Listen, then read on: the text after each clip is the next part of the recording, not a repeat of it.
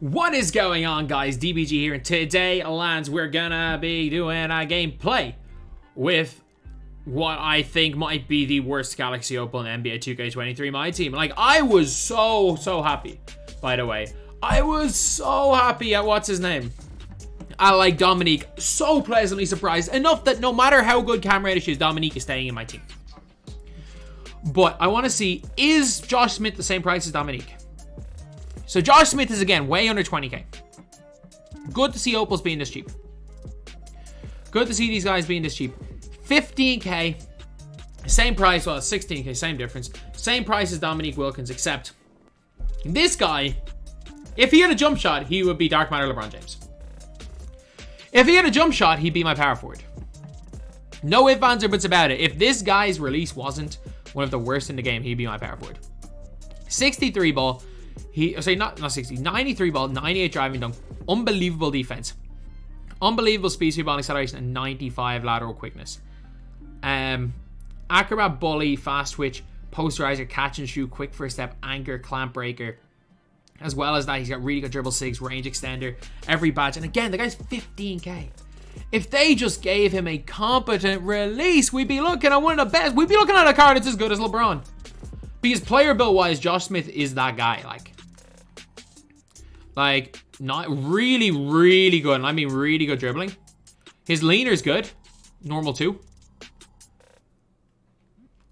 It's normal 2. I just need to find... The one thing with normal 2 is that every player has a different normal 2. That's the big thing about the normal leaner. Is that everybody's basically the same and it's boring. But the normal 2 gets so much separation, but it's different. Everyone's normal 2 feels different. My favorite normal 2 ever is still Danny Green's. But every normal 2 feels different because the upper really affects the speed of the normal 2. So his normal 2 doesn't seem too bad. Seems a bit ridiculous going the opposite way. Going towards his off-ball hand. But it seems pretty nice.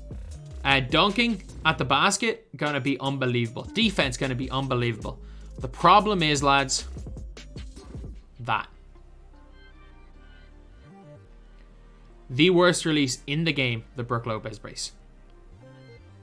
Brook Lopez, for years, was an S tier base.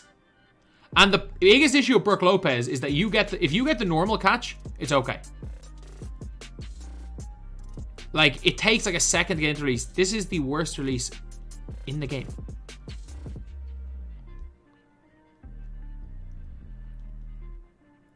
Like, I would go as far as to say that this guy cannot shoot a standing shot. Like, this is the worst release I've ever used in my team. At least Brook Lopez is a high upper, by the way. Like, I don't know what 2K did with this card. But, like, they've got it. Later on in the year, by the way, 2K, when you're giving guys Evos, this is one of the cards you have to Evo. Because this card's released. This is released unusable. I think I might just whip out the meter. I'm not going to lie. I think I might just pull out the meter. When I'm... It's unusable. It is unusable. At least he's got the normal 2 laner. So at least when you're creating with this guy, because he's an elite dribbler, like, you can run to the basket and you can fade. That's like his one saving grace, is that, like, if someone backs off, you can fade. The one thing that might make this card, and I'm not going to say he's good, but, like, usable for squad builders. The one thing that might make him usable for squad builders is the fact that he's he can fade. Because he's terrible. He's absolutely terrible. And this is the 1 year, like, jump shot means everything. And for all you guys saying you don't know how to use him, why would I use him when I can use Rudy Gay, or I can use Jonathan, not even Jonathan, I can use MPJ for a little more expensive, who's only a little bit worse on defense but can actually shoot the ball. Why would you ever use this guy when you can get guys that are comparable that actually can shoot the ball? Like, this is disgusting.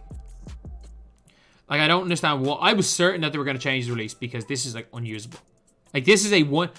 When I rate release out of 10, man, I gave Jonas Valanciunas a 5 out of 10. I'll give this a 1 out of 10. This is a lucky 1 out of 10. Because I'm not sure there is a worse base this year than Brook Lopez. I'm really not sure. It is just pathetically bad. It is horrendous. So it's going to be tough to use him. It is going to be really tough to use him. One thing One thing I will say is, like, at least we've gotten some good cards today, I guess. And Dominique and Gary Payton are good. We've got a lot of decent cards today, to be honest. And, like, thing is as bad, by the way. The James Wiseman, he's possessed. He literally is possessed on his jump shot. He brings it up and, like, moves his arms up. Like, he shakes as he's shooting his jump shot. Like, he shoots like he's a man possessed. So I will say that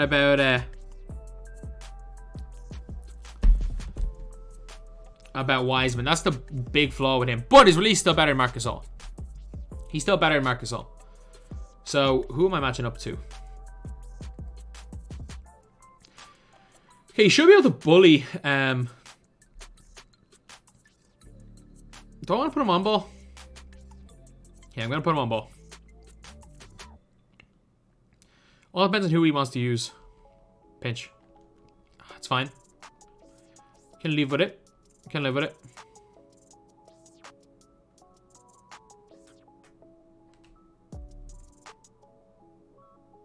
Lob it up. Go grab it. Good dunk. Come on. He's still going to be an absolute elite dunker. Good steal. Hit him on the break. Why not? Green. Come on. That release is so bad.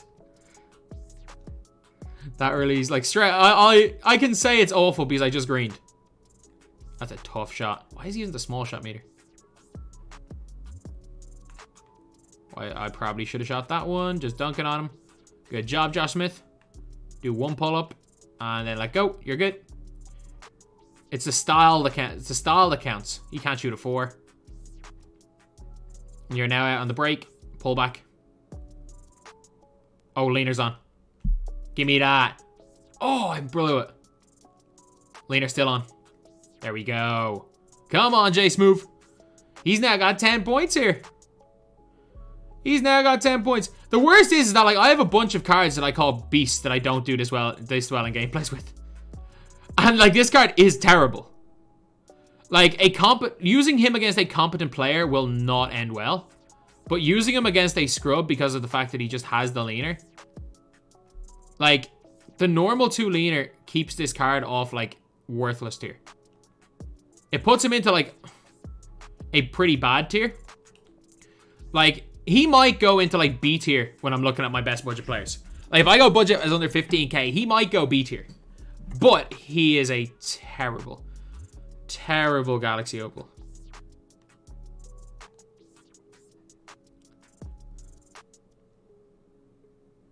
Oh, just the speed! The speed of the lad! He can run. He can run. He can defend. He shoots the leaners. He just can't shoot when he's standing still. He can run. He can fade. He can defend. He does everything except shooting standing still.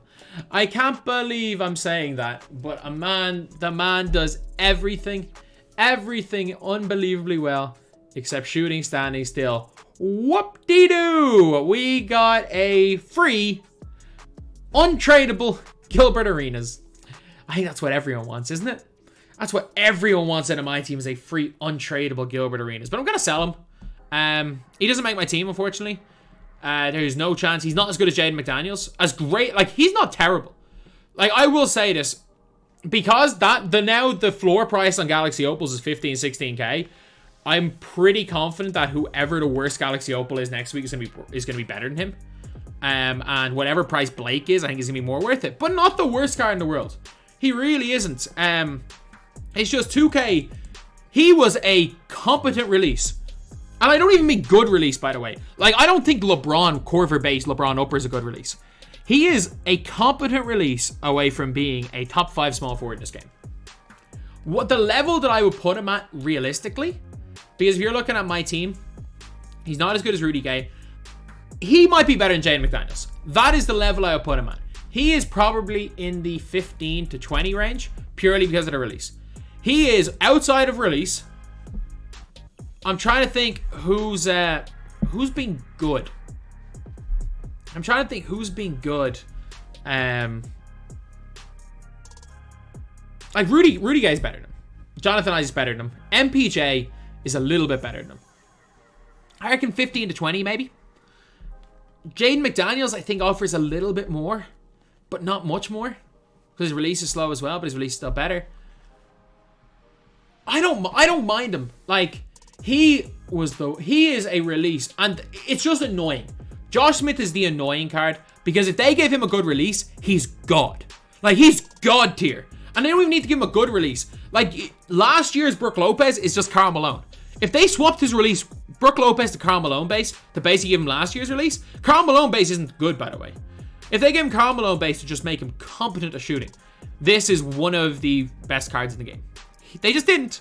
So he is such a big flaw that I can't recommend him at all. Especially when similar cards exist that aren't as massively flawed as a guy that can't shoot.